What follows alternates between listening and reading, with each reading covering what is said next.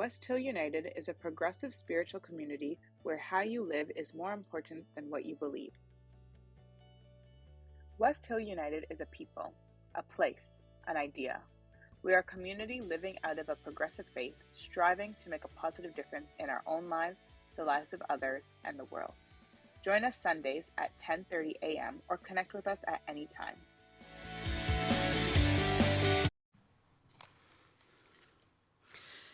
At the end of our readings, we customarily add the phrase, offered as wisdom for the journey, and we invite you to respond with the phrase, may we walk in its light.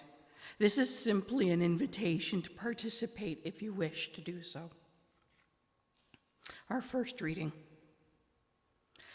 Power over comes from the consciousness I have termed estrangement, the view of the world as made up of atomized, non-living parts, mechanically interacting, valued not for what they inherently are, but only in relation to some outside standard.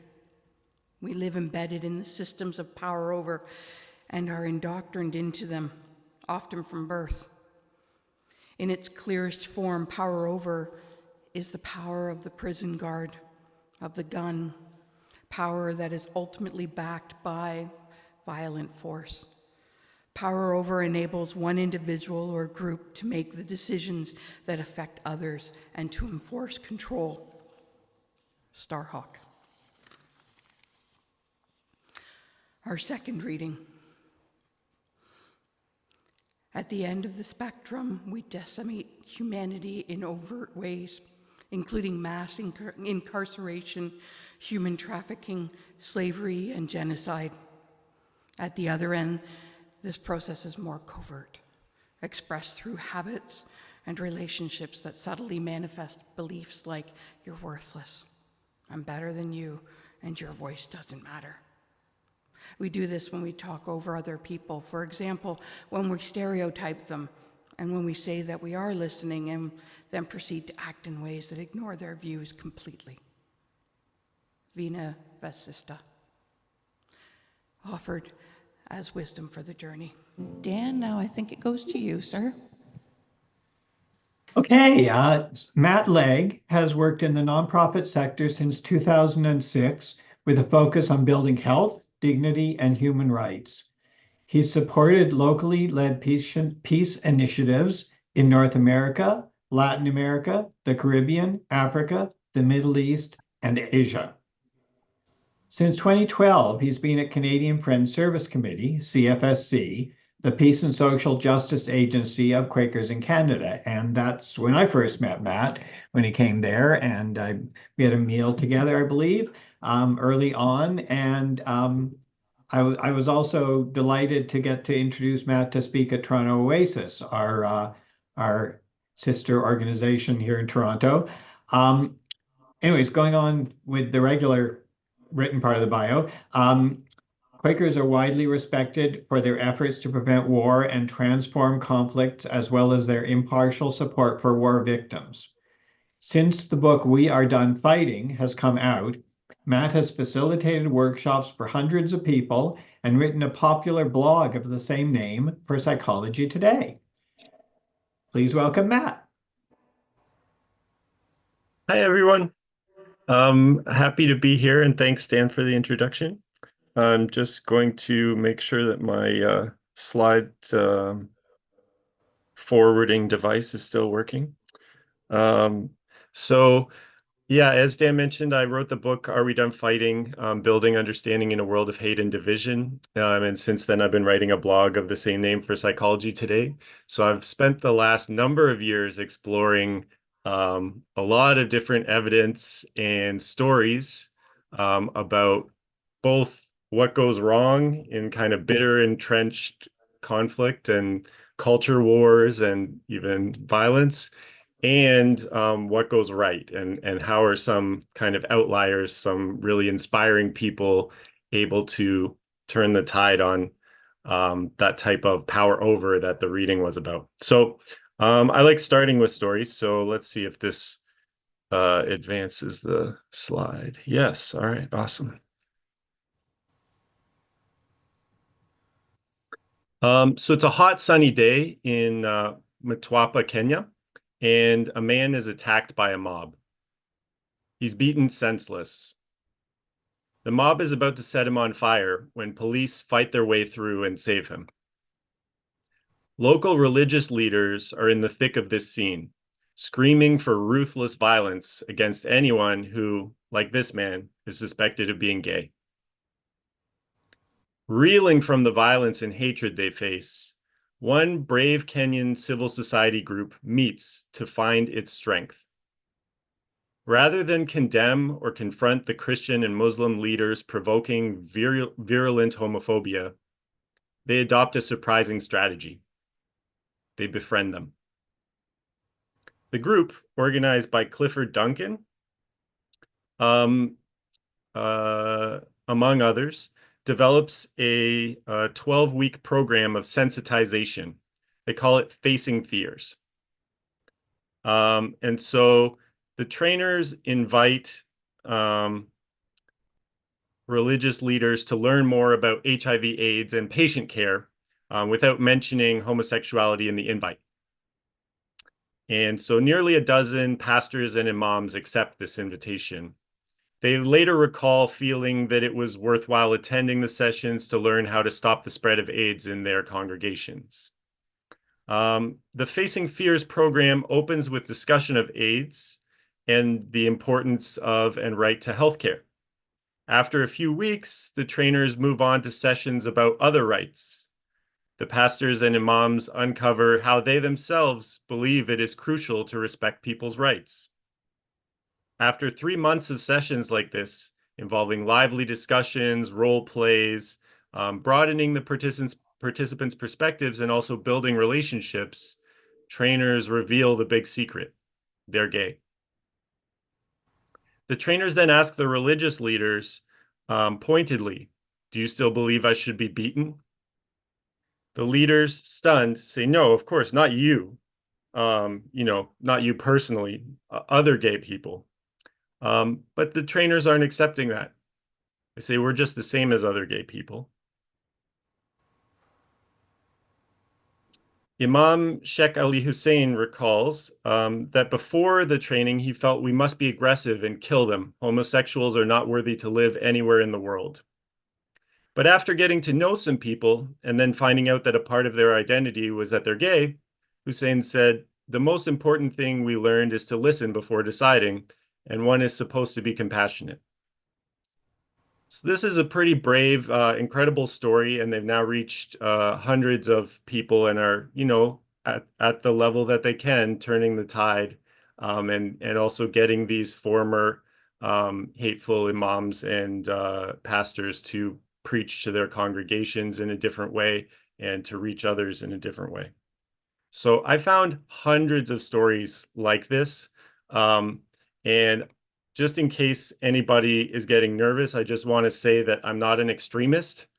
And so this book and my work is not about just being friends or just getting along.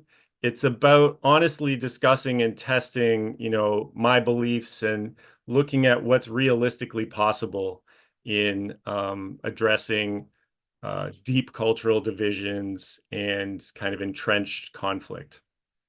So the book is based on a lot of studies. I think there's about more than 700 studies cited from different academic disciplines, but I tried to make it super accessible to people.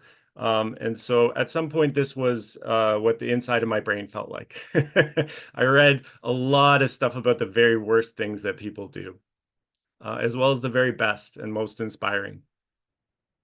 And I was consistently surprised by a lot of things that I came across. So I tried to just share what I found. And now I'm thrilled to have survived all the research and editing, and the book is out there, and I'm chatting with people, doing presentations like this, and facilitating free online workshops through Canadian Friends Service Committee. And so I'm going to touch on just a few of the things that I found along the way. So this is an interesting question. We've all heard about polarization.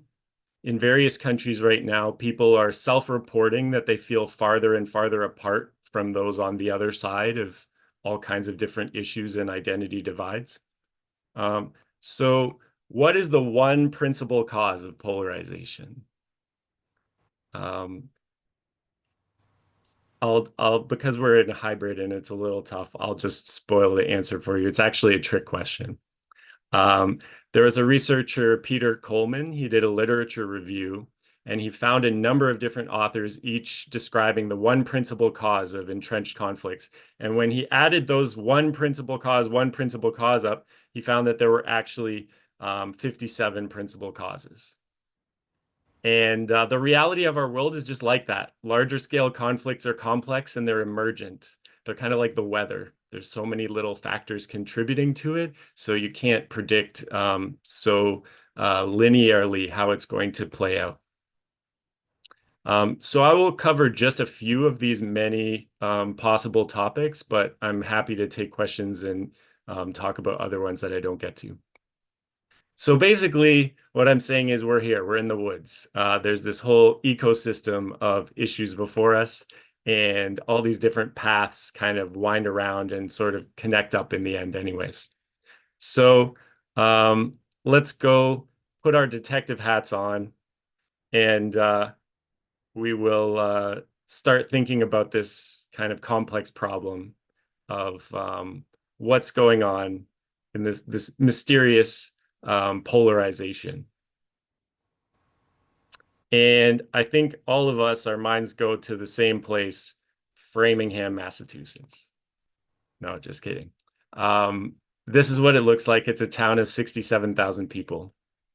And since 1948, researchers have been going to Framingham and talking to volunteers there and collecting data about them. They do this every few years. They collect a lot of data. In 2008, a team decided to dig into this piles of information and try to figure out what was going on with the health, the emotional well-being, and the social networks of 4,739 residents of Framingham. They explored who each person was connected to every few years over a 30-year period, and it led to a pretty remarkable discovery.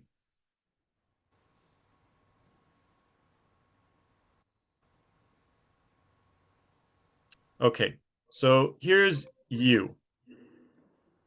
And here's your friend. They found that in untangling these webs of relationships, if your friend becomes happier, then actually you become happier. And they actually found that if a friend of your friend becomes happier, you become happier. And most amazingly, if a friend of a friend of your friend, someone you have probably never even met, becomes happier, you become happier. Now, the effect sizes here are not huge. They're quite small, but they're noticeable.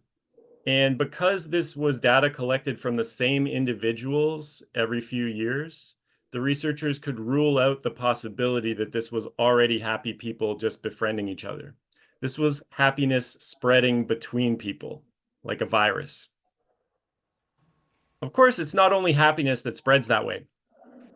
So one research study discovered that certain forms of depression, where pessimistic thought patterns play an important role, were hanging around in college dorm rooms year after year. So what would happen is that some students would bring these pessimistic thoughts into the dorm, and then the next generation of students would come in, learn it from the older ones. The older ones would graduate, and the next ones would just hold on to it and pass it on to the next generation and the next generation. The researchers said it was like a lingering flu. It's been shown that decisions and behaviors spread as well. So for instance, whether or not to become an organ donor, to take up smoking or drinking, aggression can spread. One study found that people playing video games were becoming more aggressive and that aggression was spreading to their friends who didn't play the games. Professor Matthew Jackson, in his book, The Human Network, shares taking advantage of various forms of randomization, either by chance or by researchers.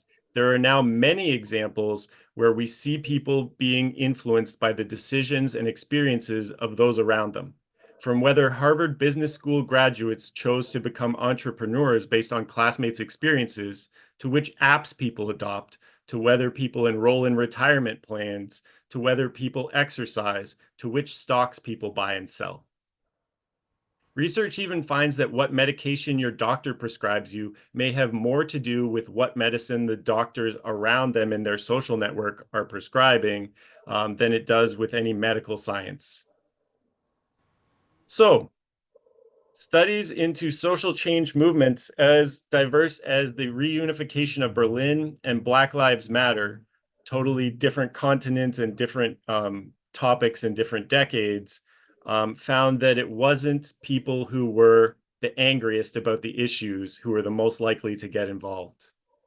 It wasn't even the people who were the most directly impacted who were out there protesting in the streets. The best predictor of who will take social action is what percentage of their networks are also taking action.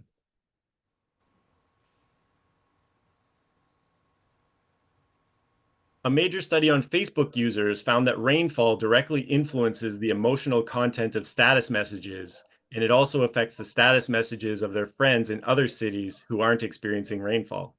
So people in places where it's raining post a little bit gloomier messages that day, and then their friends pick up on it and get a little gloomier as well.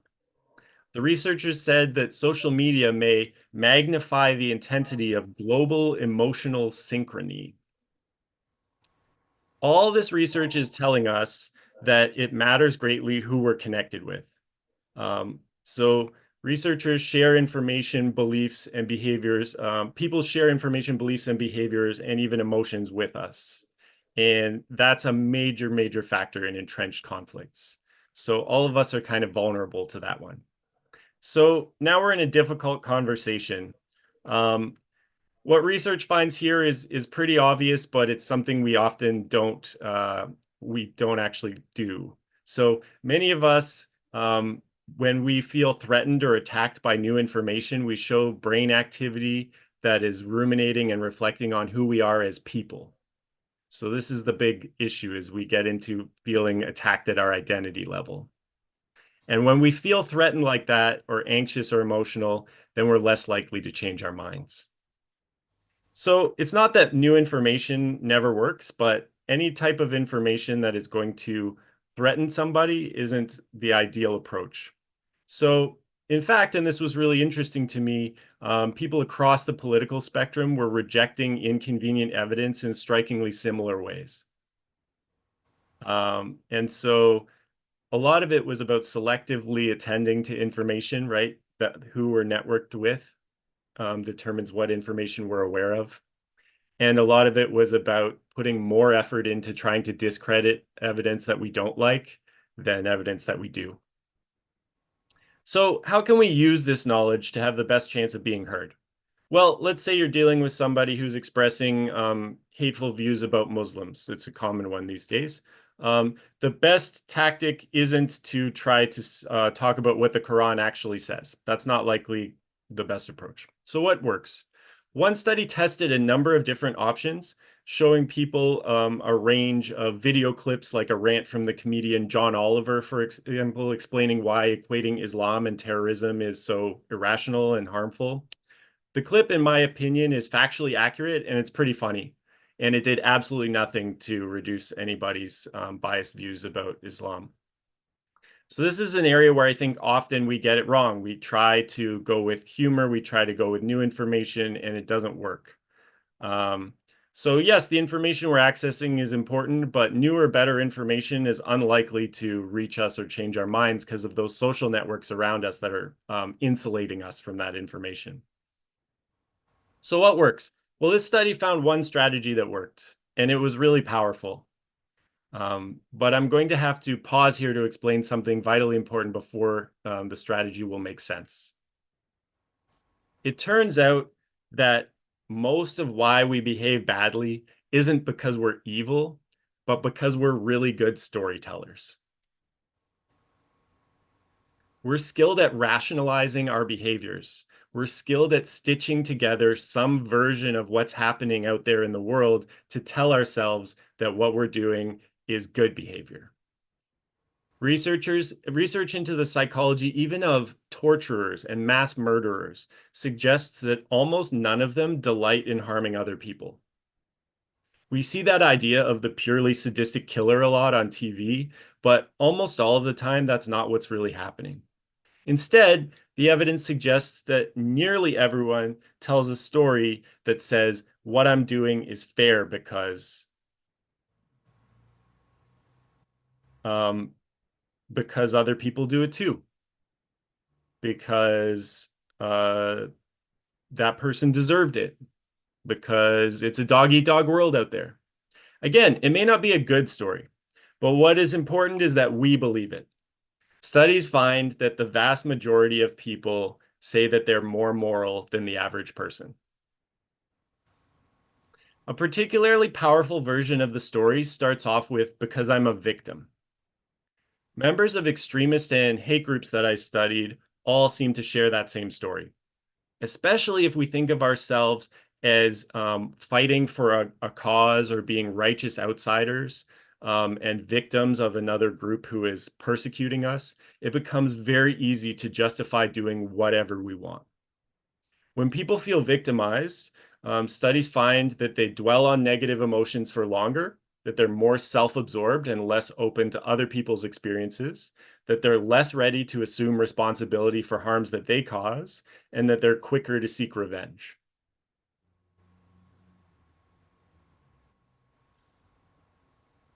The more certain that we are that we're being moral, the more firmly convinced we feel, the more that we'll rationalize harming others who oppose us.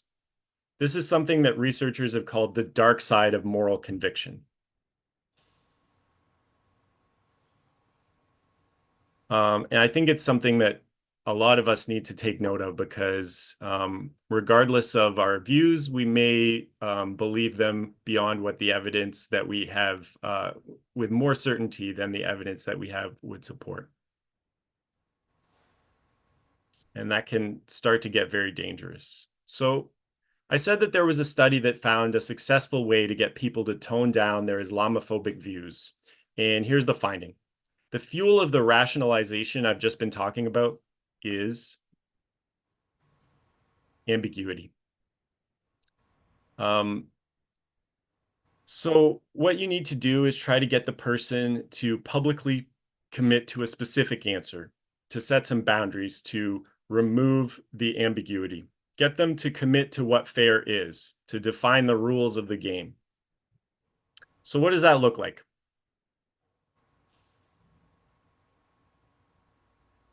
In the study, the researchers got participants to first commit to an answer. So they first looked at a question like this. On June 17th, 2015, Dylan Roof entered the Emmanuel African Methodist Episcopal Church and during a prayer service killed 9 African American parishioners. Roof cited his white identity as a motivation for the attacks. How responsible do you think you are for the acts of Dylan Roof? How responsible do you think white Americans are for the acts of Dylan Roof? Participants in the study overwhelmingly said that they are not responsible personally and that they don't think all white Americans should be blamed for the acts of Dylan Roof. So then afterwards, participants were asked a different question. Muniba is a Muslim who owns a small bakery in southern France. How responsible do you think Muniba is for the Paris attacks, referring to a bombing that had just happened and for which ISIS claimed responsibility? When answering questions to remove the ambiguity, to define the rules of when someone can be blamed for something and when they can't, people were 50% less inclined to blame all Muslims for the acts of ISIS. And people were much less likely to sign an Islamophobic petition. The researchers found that a month later, these effects were still holding, even though the study was done in Barcelona, and within that month, there had been an attack by ISIS in Barcelona. So people could easily have become more hateful and fearful again. Asking questions and being present with people to help them see inconsistencies in their own story, in their own beliefs, rather than giving them new information, is a much more powerful technique. So I have this series that we've just launched of video tips Anybody can get them. There's going to be one coming out each week. They're 1 to 2 minutes long. So really short, but it's designed to be very accessible and practice oriented. So if anybody's interested in practicing your skills in this area, you can get these tips at CFSC Quakers on any social media, or you can sign up for a weekly email from me, quakerservice.ca/tips. And we have free workshops and other things going on as well, but that's what I wanted to talk about. And this is my contact information if anybody wants to reach me. And I'm happy to hear if there's any questions.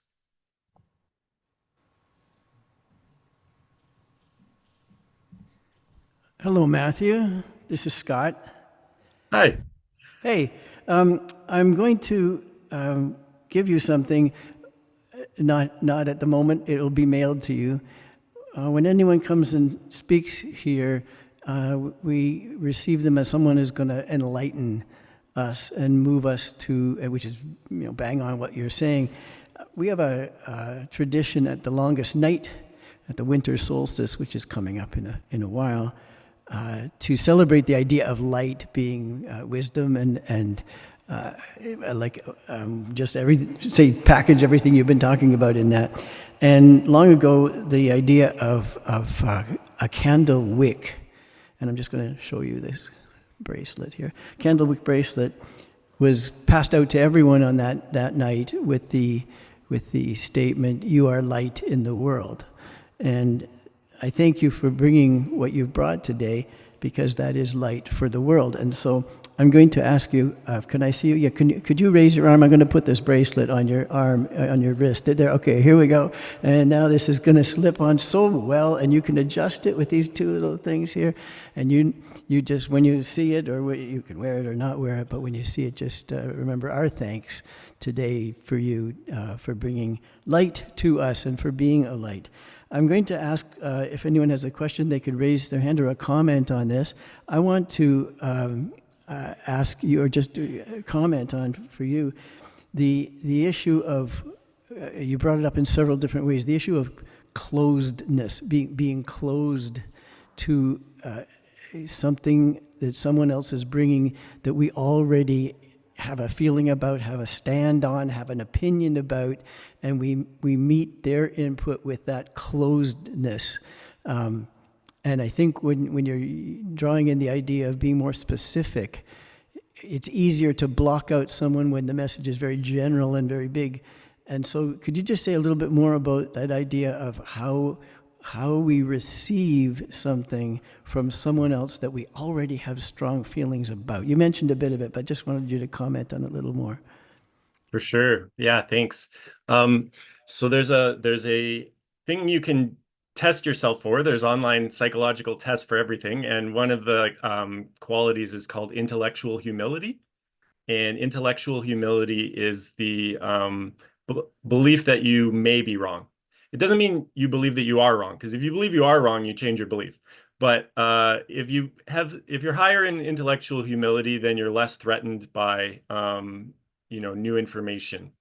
So the Greater Good Science Center has an intellectual humility self-quiz if you're interested in looking it up. But there are also ways that people develop this skill. So it's not something that you either have it or you don't. There are programs that have shown successes in developing it, even in former violent extremists. So that's quite encouraging. There's a program in Scotland that's done that.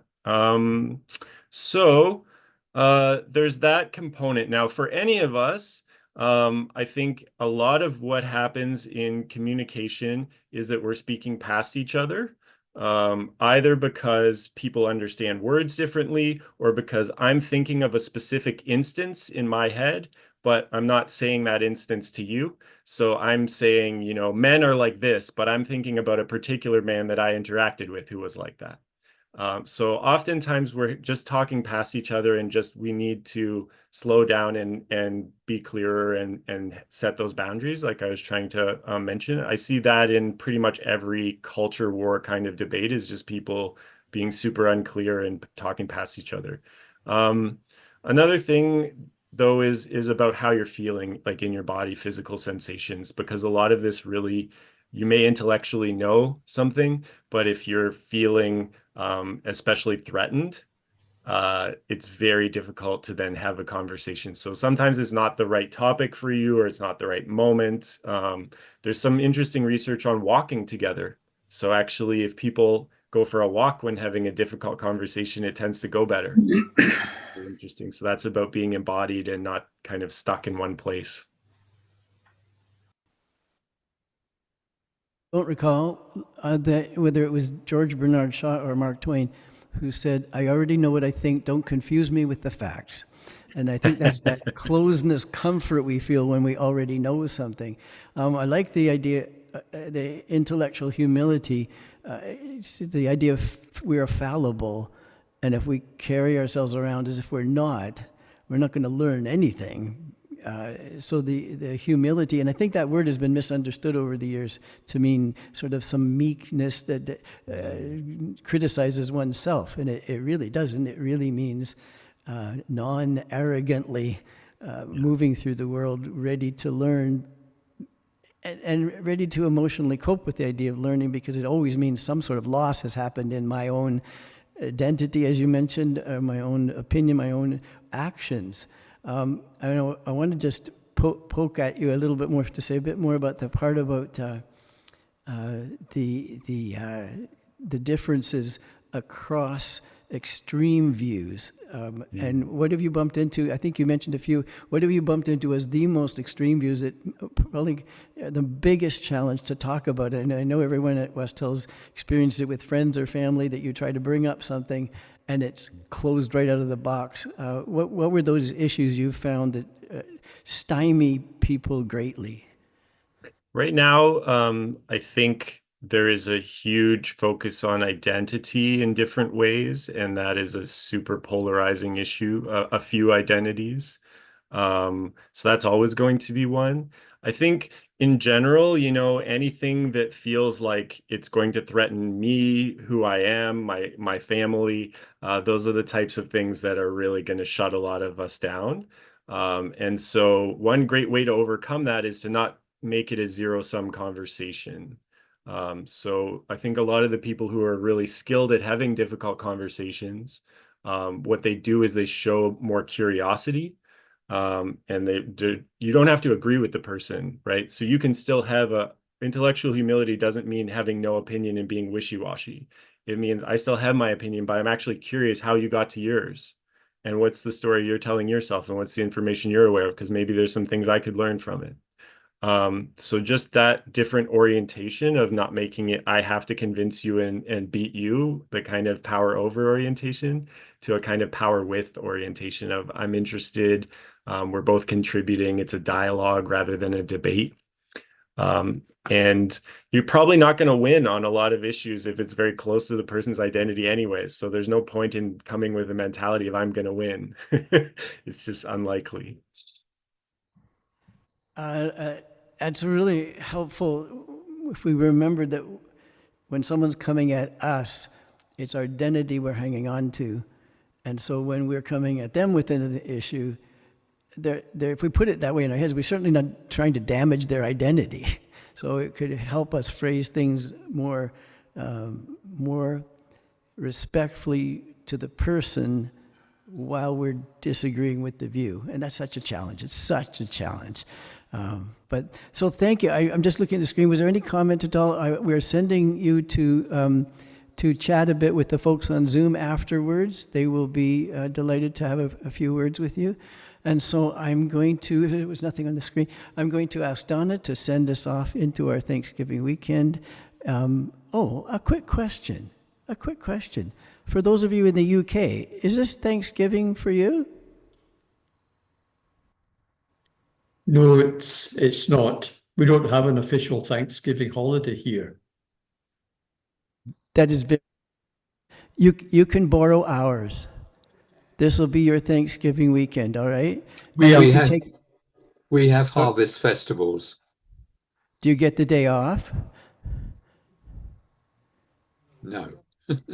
No. Okay, well, you can borrow our Thanksgiving weekend and you can take Monday off.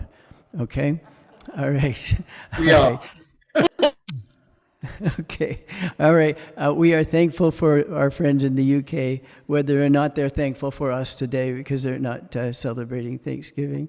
Thank you, Donna, for just a little special thank you to Donna, who ended up being welcomer reader and song leader this morning. So if we could just thank Donna, please, for sharing with that. A clap of you. Become a sustaining champion of West Hill United's work by committing to an automatic monthly donation. Learn more or donate now through Canada Helps.